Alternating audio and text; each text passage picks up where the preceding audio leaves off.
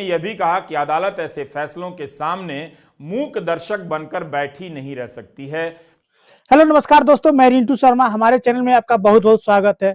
तो आइए हम बात करेंगे कोरोना कोविड के लेके, जो कि कोरोना के जो भी सुई लिए थे, इंजेक्शन लिए थे, आजकल काफी बीमारी से जूझ रहे हैं। कोई हार्ट अटैक से मर रहा है, किसी के सीने में दर्द हो रहा है। तो हम इसी पे बातचीत करेंगे। बाकी जो भी इंजेक्शन लिए होंगे कोरोना का, सावधान रहेंगे। बाकी रवीश कुमार का थोड़ा हम वीडियो आप लोगों को दिखाने का प्रयास करेंगे और थोड़ा इनका वीडियो देखिए, फिर बाद में आपसे बात करते हैं। नमस्कार, मैं रवीश कुमार। कोरोना का टीका तो आपने लगवाया ही होगा। अब इसके बारे में खबर आई है। टीका बनाने वाली एक कंपनी एस्ट्राजेनेका ने ब्रिटेन की अदालत में मान लिया है कि कुछ दुर्लभ मामलों में उसके टीके का साइड इफेक्ट होता है। इसी कंपनी का टीका भारत में आपको कोविशील्ड के नाम से दिया गया।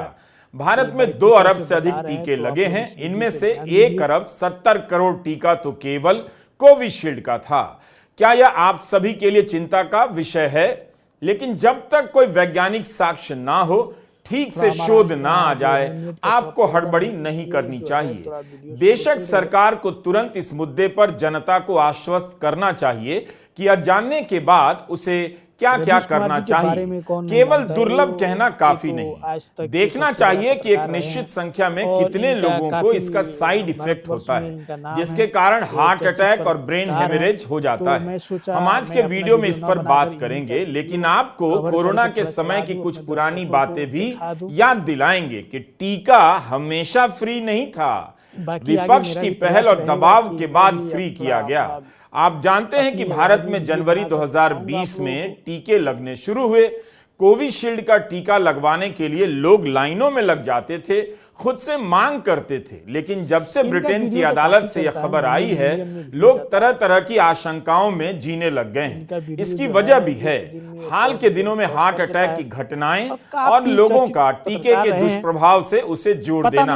अब टीके के कारण हार्ट अटैक की घटनाएं बढ़ी हैं या सामान्य ही हैं, इस पर भी मैं टिप्पणी करने से बचूंगा, क्योंकि जिस देश में जनगणना तक नहीं हुई हो, उस देश में इसका डेटा सही होगा, इसकी उम्मीद कम से कम मुझे नहीं है।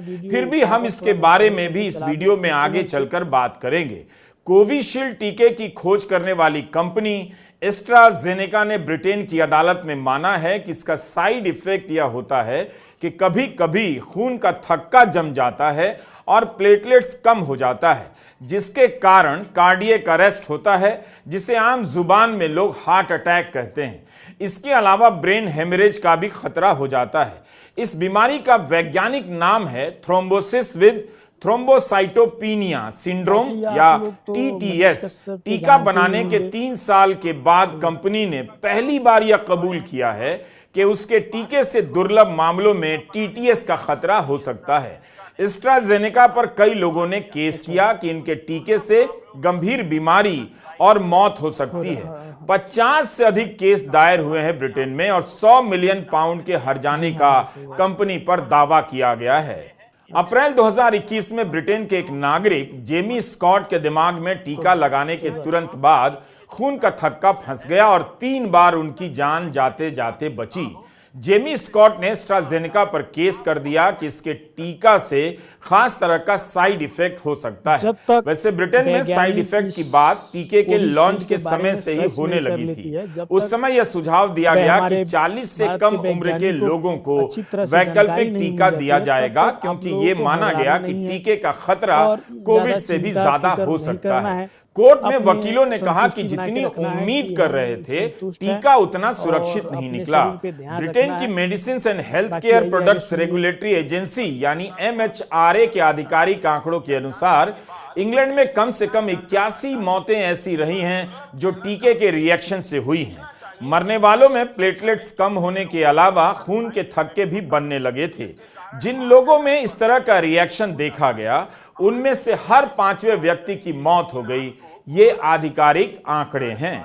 दिसंबर 2020 में एस्ट्राजेनेका ने अपने टीके का इमरजेंसी लॉन्च किया। उस समय के ब्रिटेन के प्रधानमंत्री बोरिस जॉनसन ने कहा था कि यह ब्रिटेन के विज्ञान की जीत है।